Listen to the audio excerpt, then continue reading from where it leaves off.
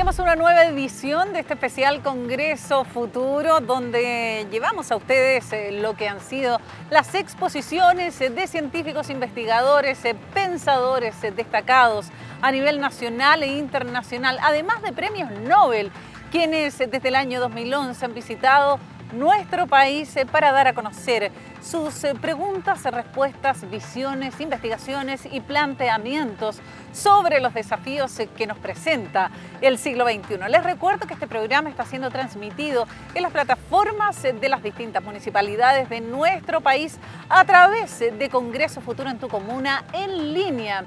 Estamos en alianza con la Asociación Chilena de Municipalidades para acercar la ciencia y el conocimiento a públicos más específicos. Nos vamos a quedar con la charla magistral ofrecida por Rob Knight en el año 2019. Este doctor en Ecología y Biología Evolutiva publicó el libro Sigue a tus intestinos, que trata en modo de humor de cómo las bacterias afectan nuestro organismo. En el año 2019, cuando comenzó su charla, nos dijo que antes de preguntarnos qué especie queremos ser, debemos preguntarnos qué especie somos. En esa oportunidad nos señaló que el cuerpo es 43% humano. Aquí está la charla magistral de Rob Knight, ofrecida en 2019 en Congreso Futuro.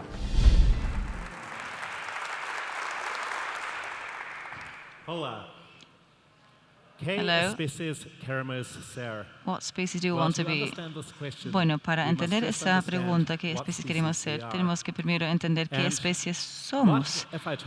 Y qué si yo le diría, si se miraban en el espejo en la mañana, veían un organismo que era 43% humano solamente. Eso es lo que yo vi, no solamente porque tenía un jet lag y todavía no había tomado mi café, pero cuando pensamos en las células que forman parte de nuestro cuerpo, hay 30 trillones de células humanas, lo que es sorprendente, pero también tenemos 39 trillones de células microbianos, generalmente bacterias en el intestino, también otros microbios en el resto del cuerpo. De eso viene ese 43%.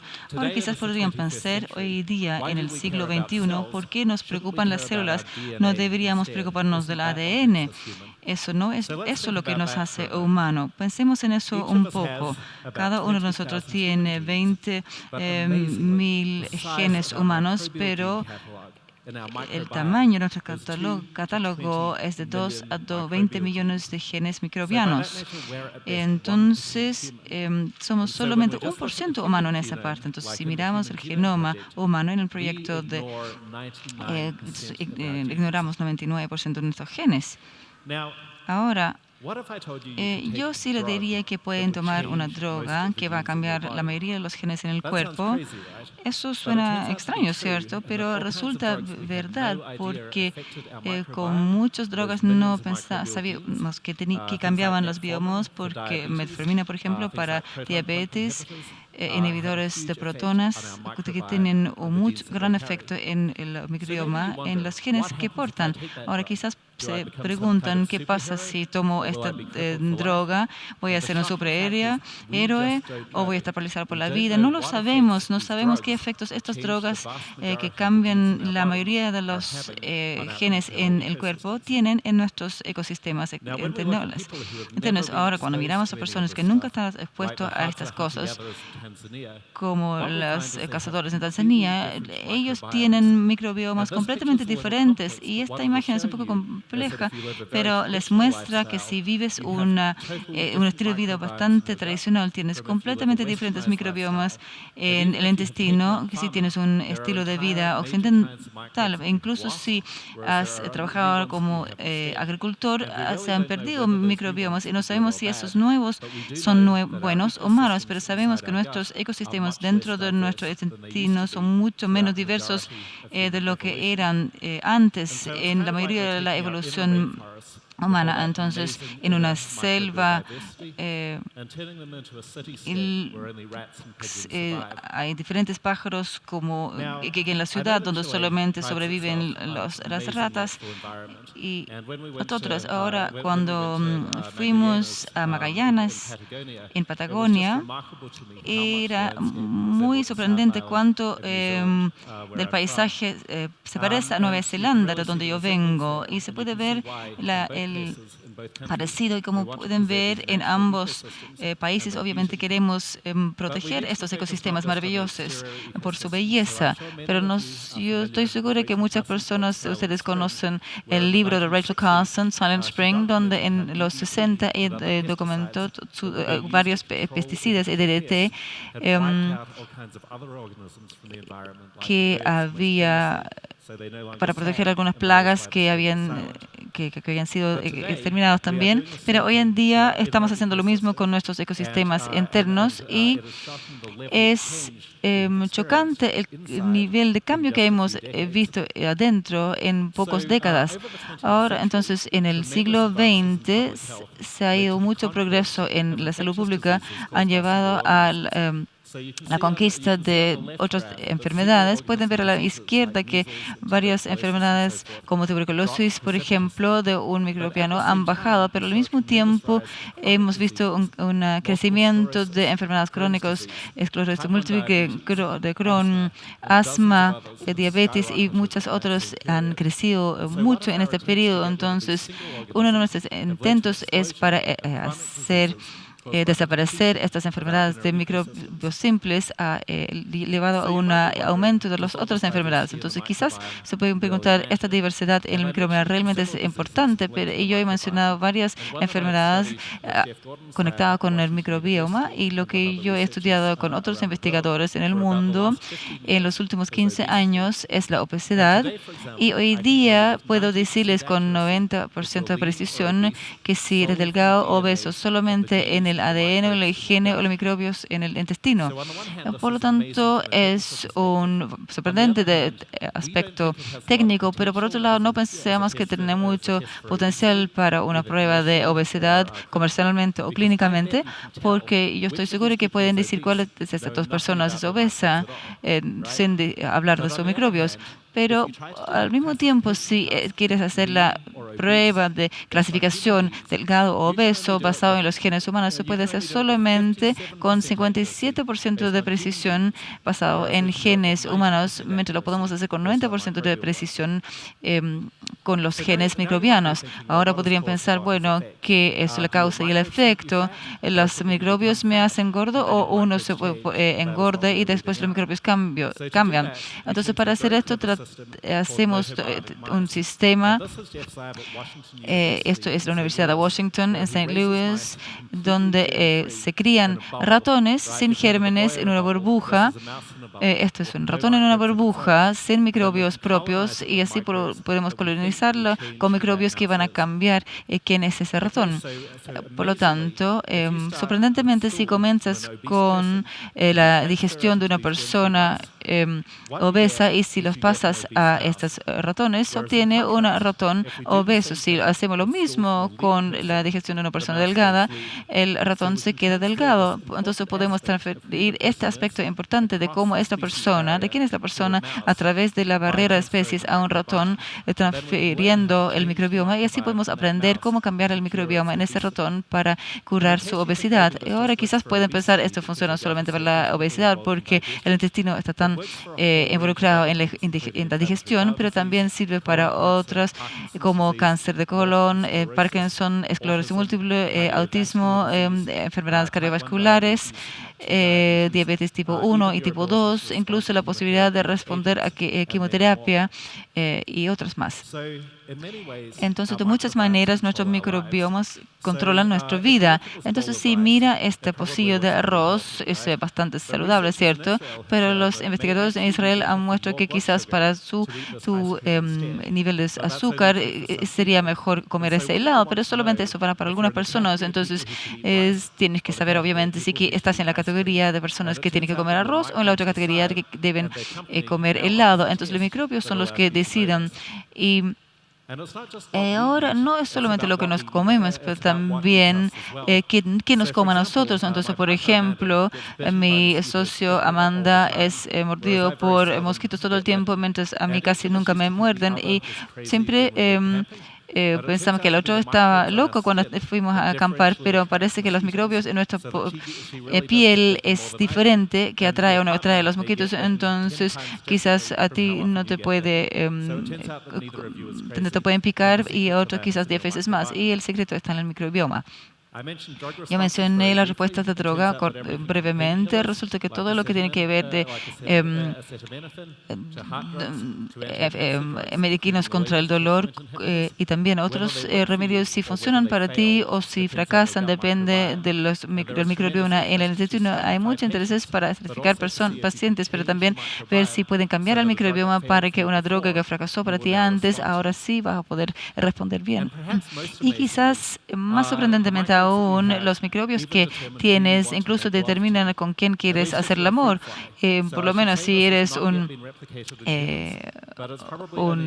insecto de fruta, pero que todavía no lo hemos visto en humanos, pero quizás en algún momento un científico en alguna parte va a recibir la aprobación de ética para comprobar esto. Y quizás esto, lo que ven en un insecto de fruta, quizás se puede traducir también a los humanos. Entonces, para llegar al fondo, el proyecto de microbioma humano que Karen nos introdujo ayer, en que ella y yo y 400 colegas trabajamos durante 5 años. En las primeras publicaciones en el 2020 miramos 18 sitios de 250 personas y recolectamos 45 trillones de bases de datos de microbiomas. Esos son 1.500 personas, porque estos son mucho más y teníamos una cantidad de datos sin precedente, y también era lo terrible del proyecto. Y para ilustrar esto yo les voy a mostrar el primer archivo de datos del primer proyecto del microbioma. Este es la 0,1% del archivo y hay 17.000 más como esto. Entonces, como hacemos ecología, ¿cómo puede decir dónde vive quién en el ambiente de este archivo? Quizás ni siquiera puede decir si es una muestra oral y no lo saqué de la secuencia. Entonces, esto es un problema grande hoy día porque como tenemos proyectos de fuerte abierto y otro proyecto del intestino y de otras empresas, se puede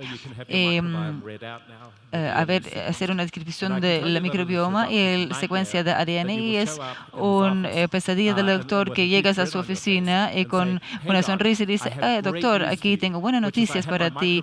Y yo he hecho mi microbioma durante una lista de 1.000 especies que encontraron en el intestino, y con todos esos datos seguramente me puede decir qué es lo que pasa conmigo, ¿cierto? Y ahora lo que va a hacer el doctor, él te va a referir a un psiquiatra porque eres demasiado loco para pensar que eso sería posible en 2 minutos. Entonces, mi laboratorio hace que ya no es loco de pensar esto, porque el software que desarrollamos, todas esas secuencias, lo cambiamos a este mapa de microbioma humano, que es mucho más interpretable. Ahora, déjenme contarles qué pasa en este mapa. Cada punto es un microbioma leído de su ADN, y los 2 puntos juntos son si los microbios son más similares en su historia, y si los ponemos más lejos si son menos similares en su historia evolucional.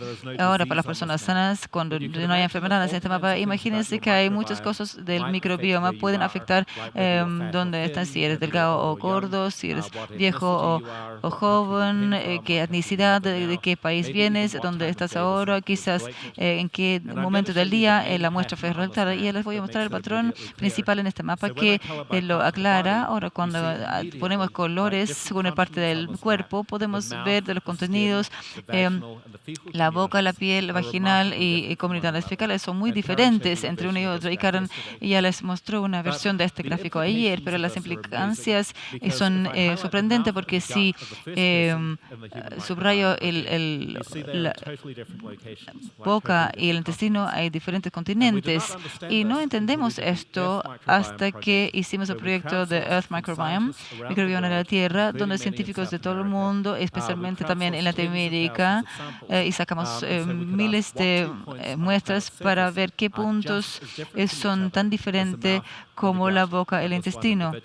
y también qué punto en la Tierra eran tan diferentes. Entonces, si piensan en la boca como un arrecife de coral, tienes estructurales minerales cubiertos en biopelículas o pesticidas también en estas biopelículas. Lo sorprendente es que la boca está tan lejos del intestino en la microbiología como el agua en ese arrecife de la Tierra. Y esto no lo esperamos, menos un metro en el cuerpo es la misma diferencia que es miles de kilómetros en la superficie. Ahora, la pregunta es, ¿dónde comenzamos en este mapa del microbioma? ¿Dónde comenzamos? ¿Dónde los microbios que forman estos complejos en diferentes comunidades, de dónde vienen? Y si tienes perros o niños y tienes quizás sospechas, ahora yo te puedo coincidir con el cuerpo, con el perro por los microbios que tiene, y especialmente si estás expuesto entre la edad de 0 a 2, si estás expuesto a un cuerpo, eso reduce la posibilidad de tener alergias de animales domésticos y otras enfermedades. Pero para ser serio, cómo comenzamos en el mapa del microbioma depende críticamente cómo somos nacidos, cómo nos nacimos, y como hicimos con María Gloria Domínguez Vélez. Tomamos muestras de mamás una hora antes de que nacieron sus hijos y después 20 minutos después del nacimiento del bebé, y se encuentra una diferencia en los microbios. Entonces los microbios de todo el cuerpo, incluyendo en la primera digestión que tienes, son rosados, se ven como la comunidad vaginal de la mamá, y cuando y los niños que nacen con cesárea hay completamente diferente, microbioma completamente diferente, y lo que vemos en el momento, si las tasas elevadas de asma, alergia e incluso de autismo para la cesárea quizás pueden depender la herencia de microbioma, porque hasta hace poco cada mamífero que sobrevivió, que reprodujo, ha sido pasado por el canal de nacimiento y tiene ese derecho de nacimiento de los microbios. Esto ocurre inicialmente, quizás se pueden preguntar qué pasa después, a dónde vamos en el mapa. Entonces, esto es lo que hicimos con Ruth Layel, el director en el Instituto de Max Planck, rastreando una persona en el mapa durante los primeros 2 años y medio de su vida, usando esta referencia. Y el punto está en amarillo, es la primera muestra fecal que sacamos aquí en la región vaginal en el mapa por la razón de entrega. Entonces vamos a rastrear durante 2 años y medio, y cada marca en esta animación es una semana en su microbioma de desarrollo. Entonces han visto que los niños se desarrollan físicamente y mentalmente. Ahora por primera vez va a ver el desarrollo en términos de su ecología interna. Ahora otra pregunta es cómo se mueve hacia el microbioma fecal a la parte de abajo. ¿Va a ser rápido o lento? ¿Va a ser suave o no? Algo interesante pasa. Entonces aquí a veces hay muchos cambios de semana a semana, a veces son cambios pequeños. Ahora, lo que es importante aquí el mapa es la distancia. Entonces cambia de una semana a otra en el niño mucho más que en los adultos, donde está más abajo. Entonces, si piensa que su hijo es una persona diferente de una semana a otra, literalmente es la verdad en términos de su microbioma, que recuerda dónde está la mayoría de sus genes. Entonces, aquí viene algo fascinante. Recibe antibióticos por una infección y después una regresión de microbioma y después una recuperación. Y eso pasó muy rápido. Entonces, voy a retroceder para mostrarlo de nuevo. Entonces, lo que ocurre aquí, se le dan amoxicilina oral para una infección y se ve esta regresión del microbioma de un desarrollo en meses, y después en pocas semanas se devuelve donde estaba, y cuando tiene 2 años y medio está en la parte normal del gráfico. Pero no todo el niño es resiliente a la antibiótica, y no todos los adultos tampoco. En parte lo que estamos haciendo es tratar de averiguar por qué. Quizás por qué se preguntan por qué para a los 2 años y medio, y es mucho más fácil porque después ya puede controlar su esfínter. Entonces muchos estudios paran en esa edad. Entonces porque los niños pueden controlar mejor. Bueno, quizás si tengo un niño que nació por cesárea, puedo hacer algo para cambiar su microbioma inicial al nacimiento, y eso tiene un significado personal para mí, porque con mi propio hijo que nació 1 año después de que hicimos el estudio que les mostré, teníamos un plan de nacimiento muy detallado donde queríamos un nacimiento natural y quería amamantar amamentar y como saben, como padre, cuando nace tu hijo, todos los planes salen por la ventana. Entonces tuvimos una cesárea. Estamos muy nerviosos, conociendo el riesgo elevado de muchas enfermedades. Entonces después el personal estaba afuera, pudimos cuando los doctores salieron, podríamos darle los microbios a nuestro niño que hubiera tenido si fuera nacido por nacimiento natural. Esto lo pudimos hacer en un contexto más experimental también. Entonces, en el estudio piloto pudimos reclutar 3 grupos de mujeres, las que tenían nacimiento vaginal y también cesárea sin complicaciones médicas, y tercer grupo que querían hacer un nacimiento con cesárea y después cubrir sus niños con microbios. No miramos solamente el nacimiento, pero también un mes después, muchos microbios diferentes en diferentes partes del cuerpo eran más similares a lo que tenían en un nacimiento natural y no en cesárea. Entonces, lo que ocurrió con mi hija, ella tiene 7, es muy sana y muy curiosa. Esa es una foto, un selfie que ella sacó con mi teléfono en un festival de flores en San Diego al principio de este año, y con la curiosidad en la ciencia y la experimentación, ella está muy consciente que la muestra de uno, quizás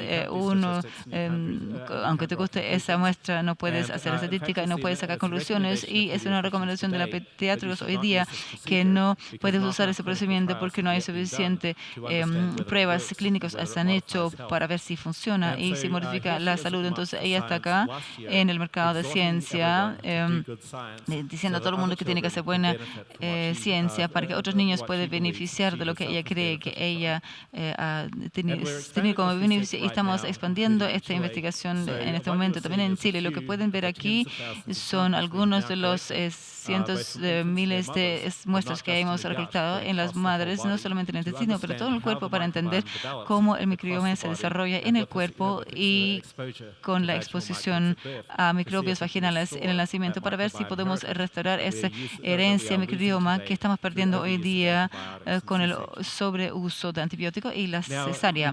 Ahora quizás podrían estar en pánico en este momento. Yo debería decir que el resultado más probable si tienes cesárea es que vas a estar bien, pero el nivel de población empiezan a haber enfermedades. Pero lo que es interesante es que la evidencia epidemiológica que se está acumulando.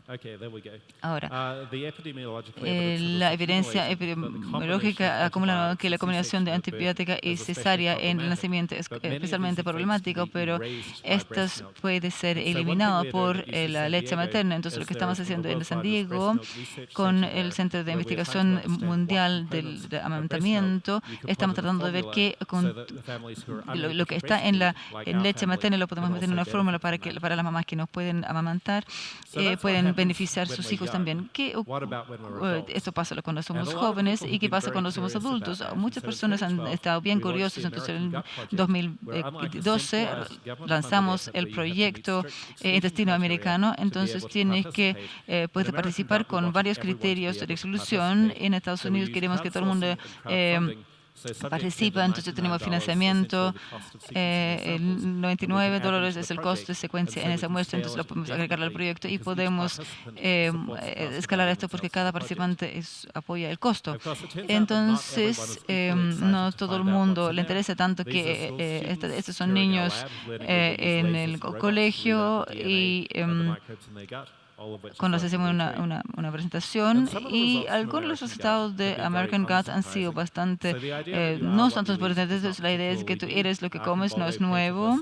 Esto fue una pintura de los 1500, pero lo que es sorprendente de qué aspectos de que lo que comes son importantes. Entonces, si eres un omnívoro o una dieta occidental o vegetariano, incluso si dices que te hacen una paleodieta o eres vegano, no hace ninguna diferencia a los microbiomas en general, pero en contraste el número de diferentes especies de plantas que comes en la semana antes de dar la muestra tiene más efectos si eres vegano o si tienes enfermedades como dietas. y otras enfermedades intestinales, y también tiene un mayor efecto que todas las drogas que mencioné. Entonces, lo sorprendente es que la alimentación puede ser una droga para recambiar la mayoría de para reformar las biomas en el cuerpo. Y un ejemplo por qué reformamos estos genes en el ecosistema, y pues eso es importante, eso es donde están en el mapa, y yo les voy a mostrar lo que hicimos con Alex Turcio Mercedes en la Universidad de Minnesota en una enfermedad difícil que es una resistencia contra antibióticos de diarrea que es cada vez más prevalente en el mundo. Y voy a agregar los microbiomas de intestino con personas que tienen esta enfermedad. Pueden ver estas partes naranjas que están en diferentes partes del mapa de una muestra sana, que es diferente. Entonces, lo que va a ocurrir, 4 de estos pacientes van a recibir un trasplante fecal de un donante. Y como pueden ver, el donante está en la región sana del mapa. Ahora, si usted se pregunta qué realmente es un trasplante fecal, esto es Bill Sanborn, que va a dar uno, tiene una digestión de un paciente porque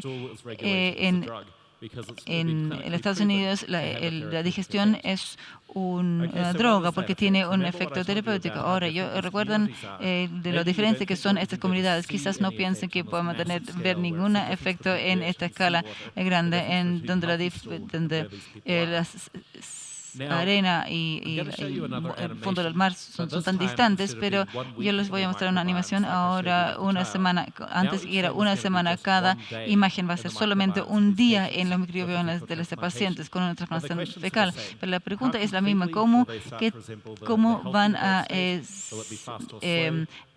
ser similar a una persona sana? ¿Y esto va a ser rápido o lento, o va a ser suavemente o no? Voy a comenzar, vamos a hacer inmediatamente, después de 2 o 3 días, toda la ecología microbiana se resetea a un estado sano y van a producir una digestión sana, quizás a veces primera vez en años en vez de ir 12 veces al día al baño. El último estudio de gran escala que conozco, comparando directamente trasplante fecal con antibióticos, tenía que pararse antes porque los antibióticos eran 30% efectivo, que es típico para una persona con C. diff.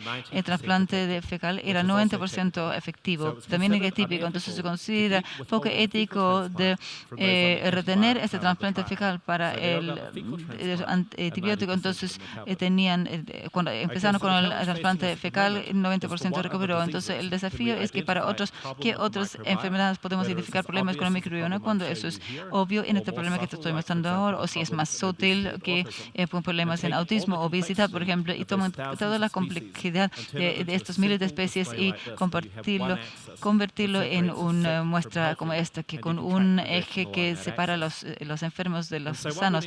Ahora, tenemos que para todas las diferentes enfermedades, con el microbioma, como por ejemplo las enfermedades más obesidad y autismo, por ejemplo, que es muy rara. ¿Cómo podemos ver lo bueno y lo malo en este mapa? Tenemos que ir más allá, tenemos que desarrollar un GPS de microbioma que dice no solamente dónde estoy ahora, pero dónde quiero ir y qué debo hacer paso por paso para obtener esto. Cuando un trasplante fecal parece tan difícil en fondo, o quizás simplemente comer más verduras. Entonces, otras prebióticas en nuestro caja de herramientas de desarrollo. Tenemos que desarrollar este GPS de microbioma y hacer que sea tan fácil de usar que incluso los niños lo pueden usar. Entonces se pueden imaginar un baño inteligente que cuando tiras la cadena que pasa la información a un androide y estoy en un buen lugar y en un mal lugar, y como estoy desde la última vez que fui al baño. Entonces Esta es mi hija, ella ya había aprendido cómo usar este aparato. En ese momento ella no podía entender sus propios datos, pero ahora ella tiene 7 y sí puede hacerlo. Y este es su propio microbioma desarrollando en los primeros años de su vida en el lugar sano. Y ahora lo vemos en este proyecto de American Gut, donde ya tenemos 20.000 muestras. Y es tan simple y funciona con un teléfono que se lo puede incluso a un niño de 7 años. A veces incluso cuando sea más grande, incluso se lo podrías explicar a su doctor. Ahora entonces nuestro sueño es de tomar el microbioma y ponerlo en instrumentos que se necesitan en el laboratorio y después tener los datos para todo el mundo, como el cámara que está en el teléfono. Esto solía ser el corazón de un satélite y el cámara es producido por algunos centavos de unidad. Entonces el sueño que cuando miras en el espejo en la mañana, cuando respiras en el espejo y después el aliento ya puede ser escaneado, por ejemplo, con NMR o la tecnología, les pueden dar inmediatamente una lectura de los químicos en el aliento y va a ser más amigable después. Y después podemos usar algunos del aprendizaje profundo y tras Google Translate para cambiar este perfil que se puede recibir como por American Gut, por ejemplo, y cuando después te ponemos en el mapa y mostrar dónde estás en el mapa, incluyendo los factores de riesgo para enfermedades, por ejemplo, dónde estás en el mapa, y quizás se tiene que preguntar al doctor cosas en que puede tomar control tú mismo para mitigar el riesgo. Bueno, esta es la parte ciencia ficción futurista y lo que estamos imaginando que se pueden ver en el espejo, comunicar a través de Internet of Things, a través del teléfono, las cosas que están en el supermercado, puede usar la realidad aumentada para sacar lo que quieres de la repisa, luego puedes escanear el código de barra y después el teléfono también puede comunicar a tu espejo inteligente qué hiciste hoy día en términos de tu dieta, en términos de ejercicio que afecta el microbioma, en términos de sueño que también afecta el microbioma, tal como la edad, en términos de con quién estuviste. Entonces, para que todo el mundo estamos cambiando los microbiomas hoy día y te puedes comunicar al espejo. Bueno, espejo, muéstrate, entonces te puede mostrar visiones del futuro, 5, 10, 20 años en el futuro, si te compartas todos los días como hoy día o cómo te puede ver si lo hiciste mejor. Entonces, esto es lo que estamos viendo en el Centro para Innovación Microbiana en UC San Diego, junto con una lista de otros socios y 130 laboratorios y miembros de facultades y estudiantes en laboratorio. Estamos tratando de solucionar estos problemas tan difíciles, no solamente en la salud humana, pero también en el ambiente y en varios problemas industriales también. Entonces, para volver a la pregunta inicial de la conferencia, ¿qué especies queremos ser? Mi hija está aprendiendo español, entonces yo le pregunté exactamente la misma pregunta y ella inmediatamente dijo, quiero ser un jaguar, que en realidad pensé que era maravilloso, pero uno negro. Entonces, lamento decir que ella tiene 7, que su español es mucho mejor que el mío, pero yo quisiera argumentar que cuando pensamos esto en especies individuales, realmente estamos haciendo la pregunta incorrecta y la pregunta que deberíamos hacer, ¿qué ecosistema queremos ser? Porque tenemos que tomar en consideración todas estas especies de microbianos que hacen como somos y contribuyen a todo como de nuestro peso y si vamos a tener enfermedades o no. Y entonces, para hacer una respuesta a esta pregunta, no lo podemos hacer solamente en Estados Unidos, lo tenemos que hacer en conjunto. Entonces, el año pasado ampliamos el proyecto de MicroGut bajo el paraguas de la iniciativa MicroZ, donde ya tenemos otros socios en otros países, otros son apoyados por gobiernos o fundaciones privadas para subsidiar y dar acceso a las personas que no pueden pagar el costo de hacer la secuencia de ADN de ellos mismos. Entonces sería maravilloso que es el estudio con los bebés de madres chilenas y bebés en Estados Unidos y en otra parte del mundo se unen para tener los problemas para hacer el desarrollo y se podemos hacer lo mismo con las enfermedades. Vamos a tener diferentes tasas en diferentes países y una parte importante es preservar la herencia microbiana donde podemos actuar ahora y regular el microbioma de algunas etnias que se están extinguiendo también en la Antártica. y esperamos que Chile va a ser un socio notable en esta empresa global. Entonces, con esto, muchas gracias. Realmente aprecio la invitación para estar aquí en este congreso y han sido anfitriones maravillosos y un público maravilloso. Muchas gracias.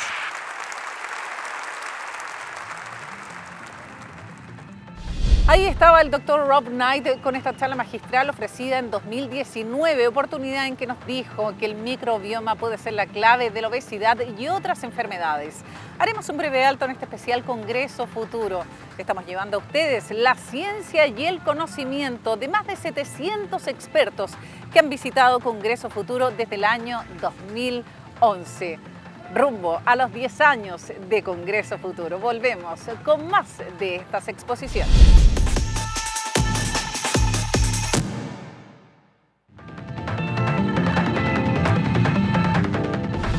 Iniciamos este último bloque de este especial Congreso Futuro, donde estamos llevando a ustedes las exposiciones de los invitados que hemos tenido en nuestro gran evento de la ciencia y el conocimiento ofrecido desde el año 2011. Este año, 2020, llevamos a cabo Congreso Futuro en el Teatro Oriente. Hasta ese lugar llegó un científico vinculado a la robótica y doctor en comunicación del discurso. Me refiero a Gabriel Skansel para participar en el panel Interactuar. En la oportunidad nos habló de los robots sociales, de su importancia y nos mostró a FurHub, el robot social más avanzado del mundo. Veamos entonces qué nos dijo Gabriel Skansel en Congreso Futuro.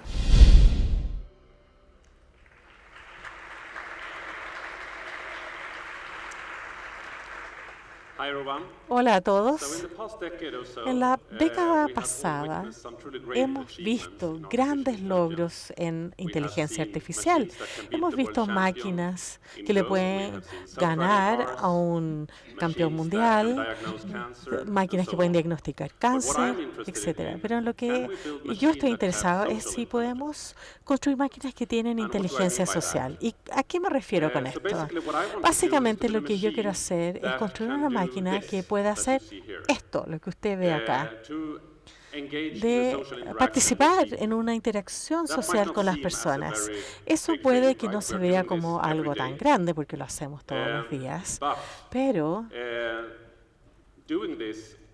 el hacer esto como máquina termina siendo algo extremadamente complicado, porque tienes que leer la atención de los otros, tienes que predecir sus acciones, coordinarte con ellos, y haces esto al leer sus expresiones faciales, su tono de voz, etc. Ahora, tú puedes preguntarte por qué yo necesitaría una máquina para hacer esto.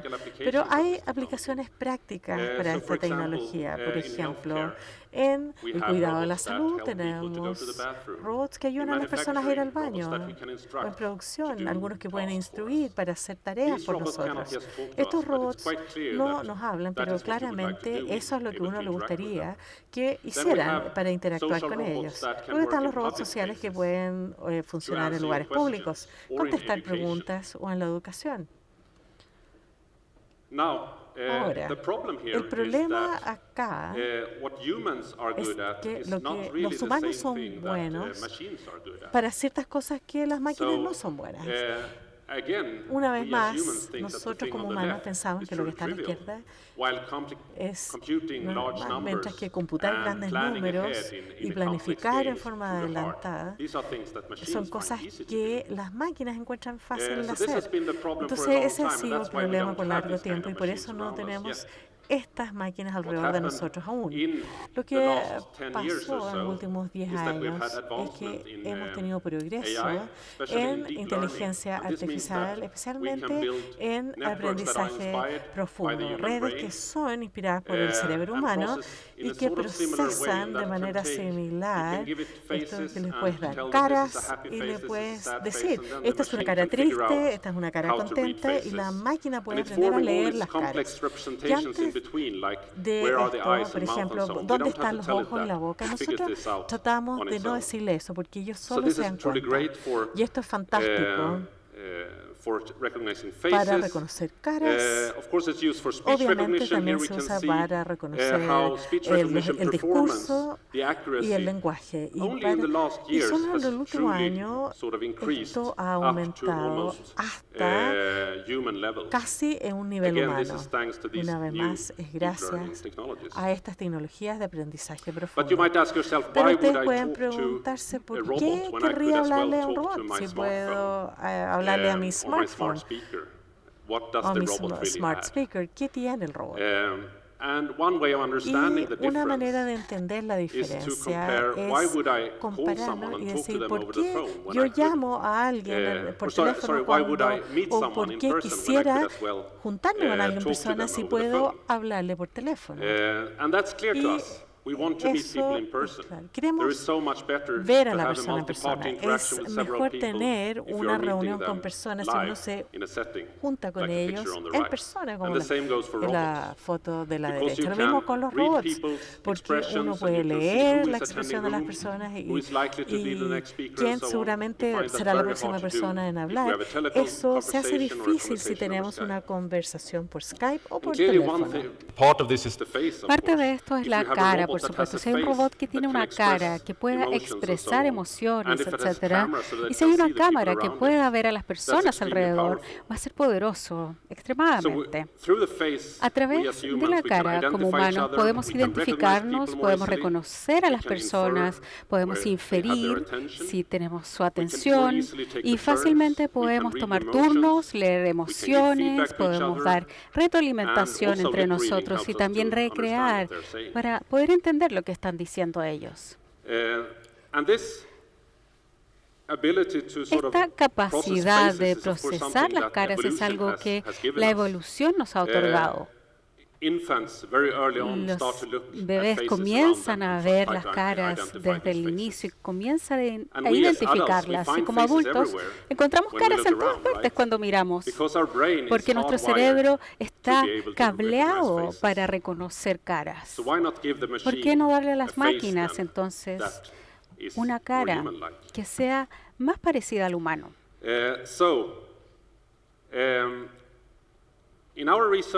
En nuestra investigación nos interesa esta pregunta. Usamos caras animadas, pero una cara animada en la pantalla nuevamente es como hablar a alguien a través de Skype. No es lo mismo que una reunión física. Pensamos entonces, ¿por qué no proyectar una cara en una máscara? Y es lo que hicimos en la investigación. Pueden ver la imagen ahí. Luego le pusimos un gorro de piel para cubrir la parte técnica. Muchas personas les interesó esto. ¿Puedes comprar esto? Nos preguntaban y dijimos, claro, deberías poder comprarlo. Comenzamos esta empresa entonces robótica y comenzamos a desarrollar esto y hoy se ve así. Y tengo aquí el robot conmigo. Entonces, sí, vamos a ver si tal vez podamos tratar de interactuar aquí con el robot, a ver si puede despertar. Ferret es el nombre.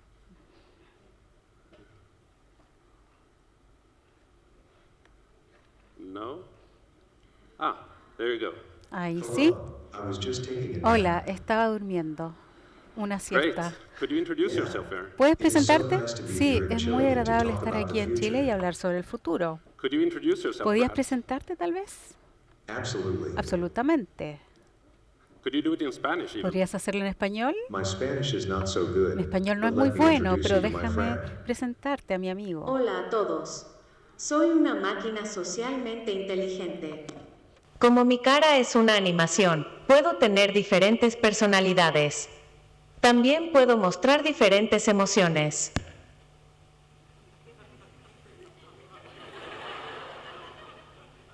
No tengo ojos ni oídos, pero tengo una cámara y micrófonos para poder escuchar y ver a las personas con las que estoy interactuando. Bien, estoy de vuelta. ¿Algo más que pueda hacer por ti? No, está bien, muchas gracias. Bueno, vuelvo a dormir. Avísame si me necesitas nuevamente. Muchas gracias. Ahora, después podrías preguntarte, ¿para qué podemos usarlo? Y quiero mostrarle un video.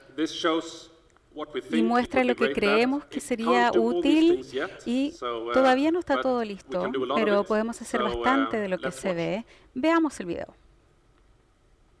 Buenas tardes, ¿podrías decirme dónde puedo comprar el boleto del tren? Su boleto puede conseguirlo allá. Muchas gracias. De nada. Para la capital, ¿dónde está? Mira, que lo necesito llegar, pero ya llevo tiempo buscando y todo eso.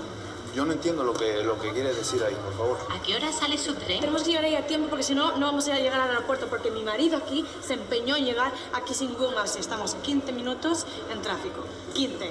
Mira, tú con esos tacones que tienes, por eso llegamos tarde a todas maneras. ¿Mis tacones míos? Hay un tren que sale a las 12:10. ¿Será ese el suyo? Sí, ese es. ¿Dónde queda? Lo tiene a su derecha, en el andén 3. No se preocupe, tardará 2 minutos en llegar. El tren sale dentro de 6 minutos. Ay, qué bien, ¿eh? Muchísimas gracias. Tal vez debería haberme casado contigo. ¿En serio? Siempre quise un anillo de compromiso. Les deseo un buen viaje. ¿Te estás jugueteando con mi mujer? No. No, pero... No entiendo qué... So again,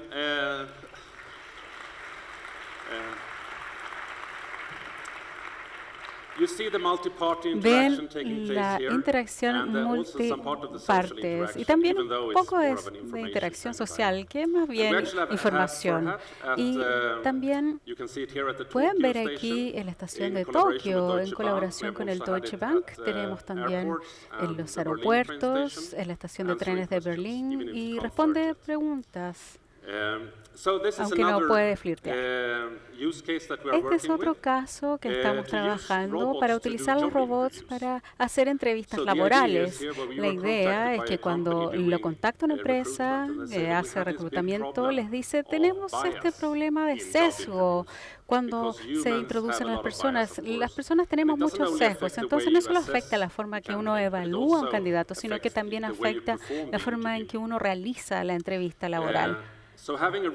Tener un robot significa que uno puede hacer esta entrevista de la forma exacta en cada candidato, y el robot es más bien ciego a los factores que nosotros los humanos no lo somos, y así el humano evalúa la transcripción de la entrevista. Esas son algunas de las cosas para las que se puede utilizar. ¿Y dónde estamos hoy? Hay muchos problemas todavía que tenemos que resolver. Uno, aprender de algunos ejemplos. Hay que dar ejemplos al robot para que aprenda una nueva tarea, y ese es un problema. Si lo aprende en un dominio o en una tarea y luego quieres usar el robot para otra tarea, básicamente hay que reentrenarlo. Es muy difícil reutilizar este conocimiento. Ahí estamos trabajando bastante. Entender las intenciones humanas es muy difícil como humano. Si usted dice, ¿sabes qué hora es? Uno simplemente no dice sí. Uno entiende que la pregunta realmente es que quiere saber la hora.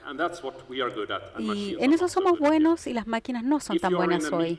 Si está en una reunión y pregunta esto, podría significar eso, o tal vez debería significar que deberíamos terminar la reunión, tal vez. Similar con el humor y la creatividad es un problema. También, por supuesto, cómo confiar en las decisiones que toman estas máquinas. Podemos ver realmente cómo han tomado estas decisiones, lo que es importante también. Otras preguntas, ¿estos robots van a tomar nuestros trabajos? Y parece que sí, se ve como un humano, está reemplazando obviamente a un humano que hizo esa tarea, eso es lo que pensamos, y por supuesto en la historia los humanos han tenido mucho miedo en que las máquinas tomen sus trabajos, los reemplacen. Y creo que no necesariamente es el caso, hemos visto que aún tenemos muchos trabajos, aún cuando las máquinas hacen bastantes trabajos que nosotros hacíamos antes. Si vemos un ejemplo de un robot viendo a una persona en la casa, es algo que me encantaría tener en mi casa, pero no tengo una persona que haga esto para mí hoy, entonces el robot no va a reemplazar a nadie realmente, y creo que es lo mismo para muchas tareas. Vamos a tener muchas más situaciones si tuviéramos a robots en los colegios. No va a reemplazar al profesor, sino que puede asistirlo y ayudar y hacer más ejercicios tal vez. No creo que este sea un problema. Otra pregunta interesante, si hacemos estos robots más parecidos a los humanos, ¿cómo va a afectar nuestras relaciones entre nosotros? Y podemos tomar esta cita. Yo no estoy de acuerdo, debo decir, de Immanuel Kant. Los animales no son autoconscientes y simplemente es un medio para un fin. Luego termina el mal y luego tenemos deberes hacia los animales porque así cultivamos los deberes hacia los seres humanos. Pero creo que aquí sí hay un punto. Entonces, la forma en que interactuamos con los robots debería ser similar hasta cierto punto a la forma en que interactuamos entre nosotros. Como ejemplo, Amazon. Hace un año más o menos, alertó a los padres porque los niños habían aprendido a través de Echo. Les decían, prenda la música, den esa información. Y ellos no estaban cultivando una buena educación. Entonces agregaron una característica, que si el niño decía, por favor, le iba a dar una mejor respuesta. Así pudimos entonces hacer que los niños, en este caso, cultivaran un comportamiento más educado. No sé, tal vez los robots puedan enseñarnos a ser más amables entre nosotros. Vamos a ver. Muchas gracias.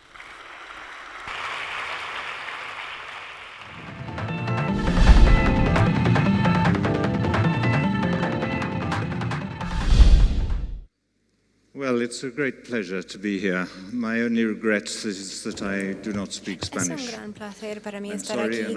Me arrepiento de no poder hablar español, sin embargo, agradezco que me permitan hablar en inglés. Lo que voy a presentar es bastante sencillo, es lo que ven aquí en la pantalla, pues ahora no aparece. Esta diapositiva, básicamente, entre mayor la brecha en el ingreso, mayores son los problemas relacionados con la salud y el sector social. Las sociedades más desiguales tienen mayor brecha en cuanto a la atención de salud, bienestar infantil, madres adolescentes, la obesidad, etc. Un gran rango de problemas. Y eso se lo voy a demostrar y luego les voy a dar algunas sugerencias sobre lo que está pasando por debajo de la superficie, lo que subyace estos datos. Y creo que los expositores que me siguen también van a darles una idea más clara. Mi coautor, Kate Pickett, que está allí en el público, creemos que las explicaciones sobre la sensibilidad a las jerarquías sociales vienen de la evolución de la psicología. Voy a hablar sobre los países más desarrollados y más ricos y en toda la distribución. Lo que ven aquí es PNB per cápita, es decir, este es el rango de crecimiento económico entre los países más pobres hasta los países más ricos. Y vemos aquí en las tempranas etapas del desarrollo económico, las tasas de mortalidad infantil caen. La línea azul representa la tasa de mortalidad infantil en la sociedad más desigual, con la mayor brecha entre ricos y pobres. La línea verde abajo demuestra que a lo largo del transcurso del desarrollo económico, las sociedades más iguales tienen menores tasas de mortalidad infantil y lo mismo aplica a otros problemas. Lo vemos en el caso de la expectativa de la vida. Entre más desigual, menor la expectativa de vida y viceversa, por lo que podríamos meter tres líneas aquí que comparan la expectativa de la vida en países más desiguales y menos desiguales. Yo les enseño esta gráfica porque queda bastante claro cuán rápido la salud puede mejorar en las tempranas etapas del crecimiento económico y luego se tiene estancamiento. Y vemos aquí que a la derecha, en los países más ricos, ya no hay correlación entre PNB per cápita y expectativa de vida, incluso durante 30 o 40 años.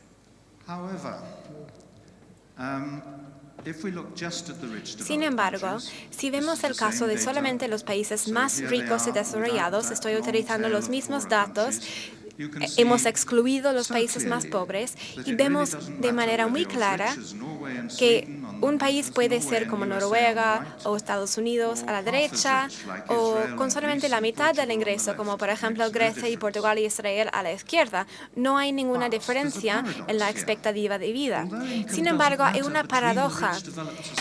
El rango de ingreso no varía entre los países más ricos. Sin embargo, dentro de las sociedades, ese por ejemplo es de Inglaterra y Gales, y vemos aquí los barrios más pobres a la derecha que tienen menores expectativas de vida y a la izquierda los barrios más ricos tienen mayores expectativas de vida.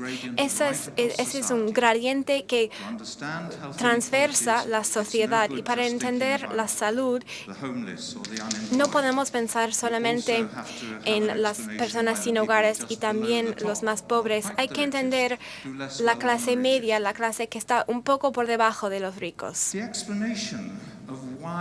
La explicación sobre por qué el ingreso no es importante entre países, sino dentro de los países, es porque dentro de los países estamos viendo el efecto del ingreso relativo, cómo el ingreso de uno se compara con el prójimo en la sociedad, el efecto del estrato social y de las relaciones sociales que surgen. Y una vez que entendamos esta idea de que se trata más bien de la superioridad o la inferioridad, tenemos que empezar a pensar ¿qué pasaría si la brecha en el ingreso fuera mayor o fuera menor? Y eso es lo que les voy a demostrar.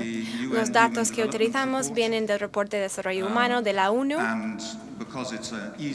Y es una buena medida que podemos descargar los datos en línea y todos entendemos este índice. Utilizamos la idea de el 20% más ricos y el 20% más pobre en cada país y comparamos en Japón, Finlandia, Suecia a la izquierda, las sociedades más iguales, donde los ricos ganan 3,5 a 4 veces más que el 20% más pobre. Sin embargo, a la derecha, en el Reino Unido, en Portugal, en Estados Unidos y en Singapur, la brecha es 2 veces mayor. El 20% más rico gana 7, 8, 9 veces más que el 20% más pobre.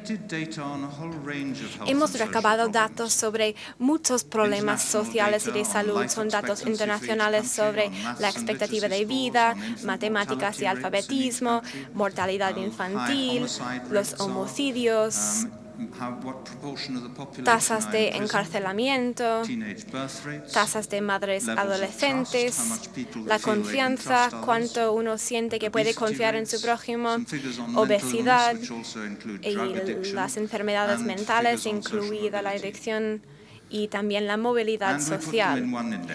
Y combinamos esos factores en un índice con pesos iguales para cada factor, por lo que tenemos como un desempeño promedio. Y vemos a la derecha Estados Unidos, Portugal, Reino Unido, las sociedades más desiguales que sufren de mayores problemas en esta lista. Y a la izquierda los países más iguales, como por ejemplo Noruega, Japón, Suecia, tienen menos de esos problemas.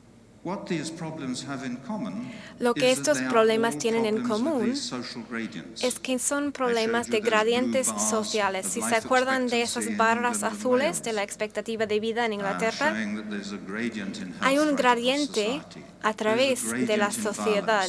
Hay un gradiente en la violencia y en el desempeño educativo. Hay un gradiente en la obesidad.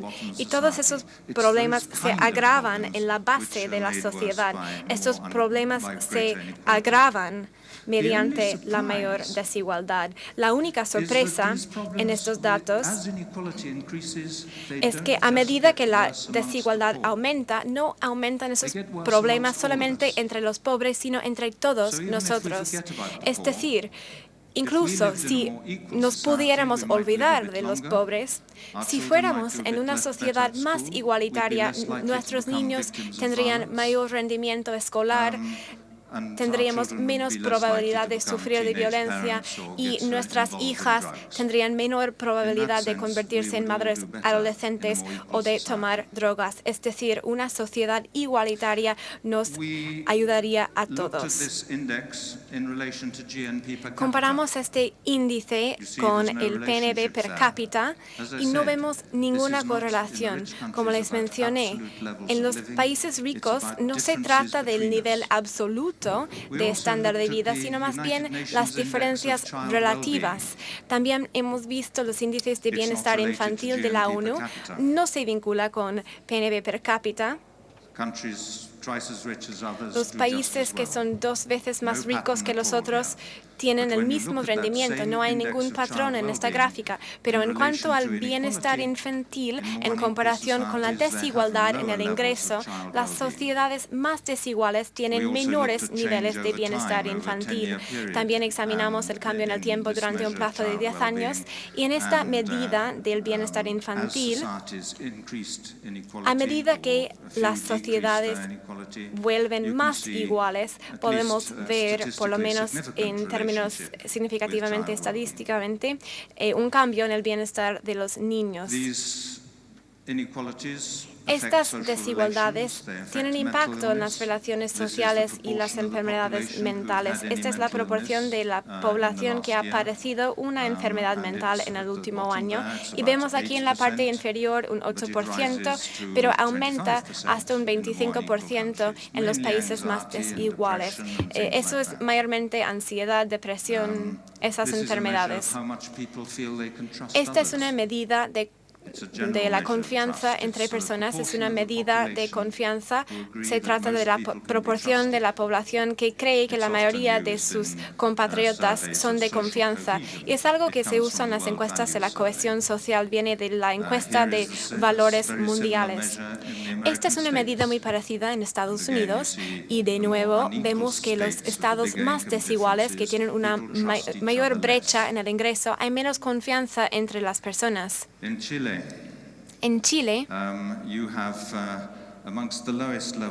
tienen muy bajos niveles de confianza. No sé si pueden descifrar esta gráfica, pero solamente el 13% de la población en Chile cree que puede confiar en su prójimo.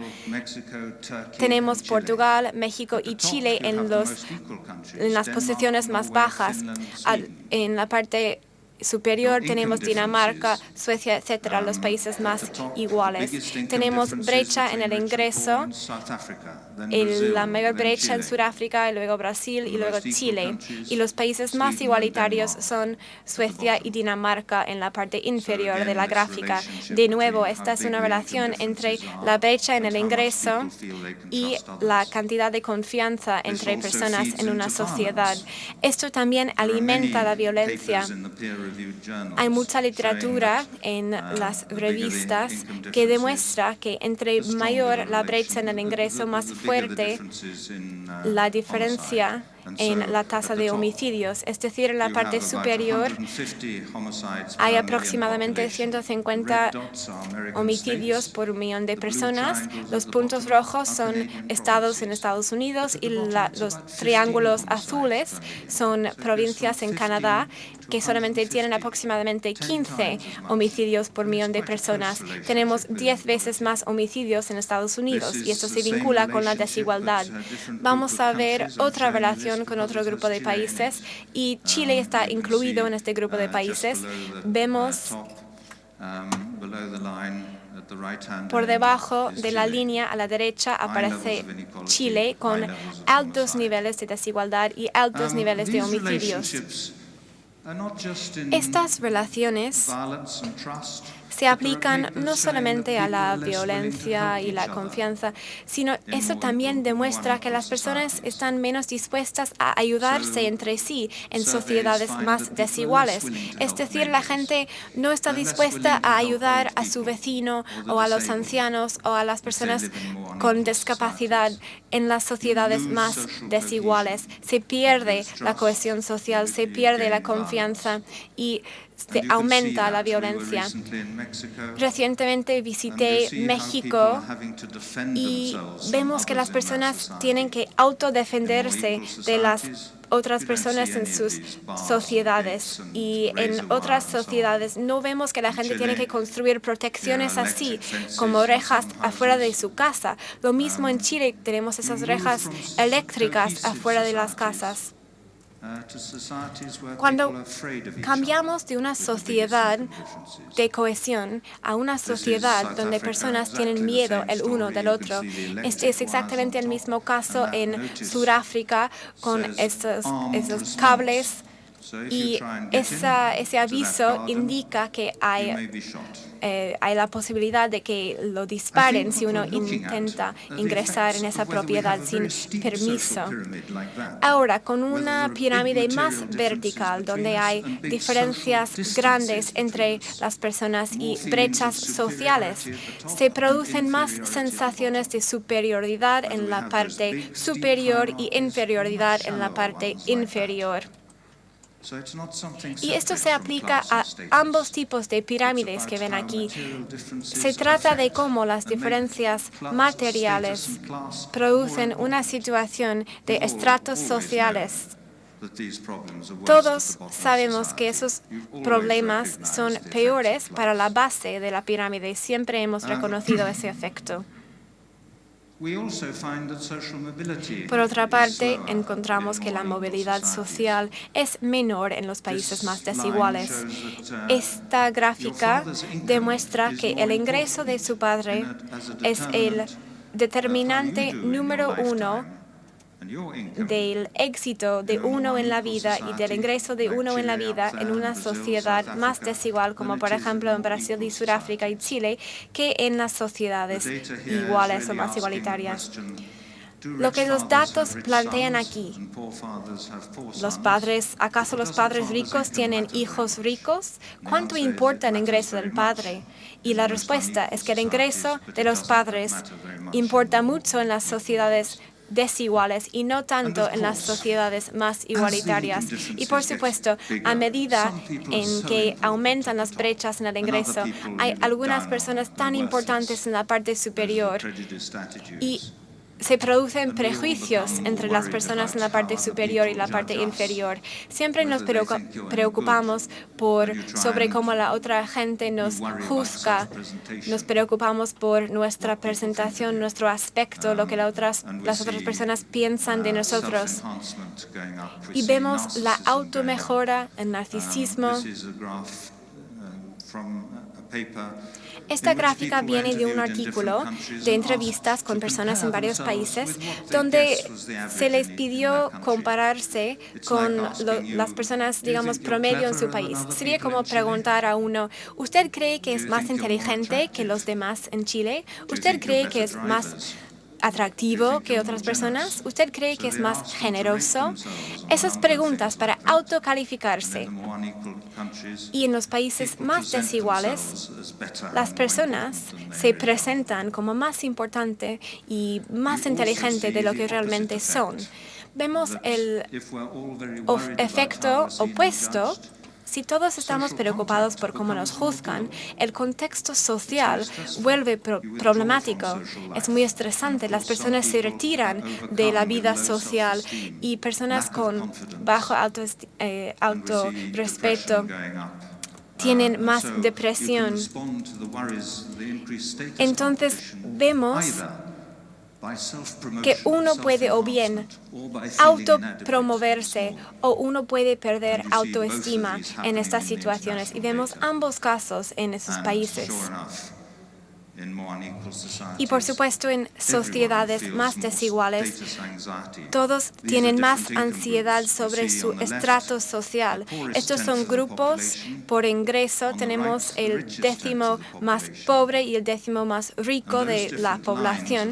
Y estas líneas que reflejan la ansiedad por estrato social, las líneas superiores demuestran una alta ansiedad en las sociedades más desiguales, mientras la línea inferior demuestra un nivel menor de ansiedad en una sociedad más igualitaria. Voy a concluir con esto. Si este tema les interesa, hemos publicado un artículo que examina la causalidad entre estas relaciones o correlaciones que yo les enseñé y un libro que establece los datos, y es un libro que ha sido traducido al español, por lo que pueden leerlo en español. Gracias. Ahí estaba la charla ofrecida por Richard Wilkinson en Congreso Futuro 2016, en ese panel Sociedad, Confianza, Empatía o Individualismo. Recordamos que él, junto a Kate Pickett, fundó una organización dedicada a promover la comprensión pública de los efectos de la desigualdad. Nos vamos a despedir de este especial Congreso Futuro, pero con una reflexión que él nos dejó.